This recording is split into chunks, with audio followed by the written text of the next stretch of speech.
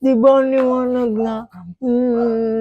So guys, mamaya samahan nyo ko palitan itong ilaw na to kasi hindi ganun kalakas. See? So ito ipapalit nating LED light, 40 cm na to. Available din to sa 20 at sa 30. So ito yung itsura niya. Ayan, may crystal design na siya. And compatible na siya sa lahat ng bokilya.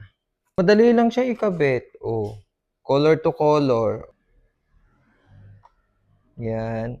Tapos, pasok nyo to dito. Then slide nyo lang. Pag nag-click yan, ibig sabihin, goods na yan.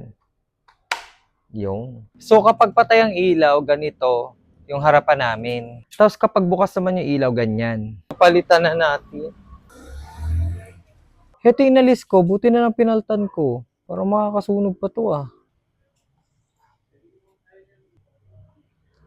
Yan. Oh. Super liwanag. Super liwanag nga.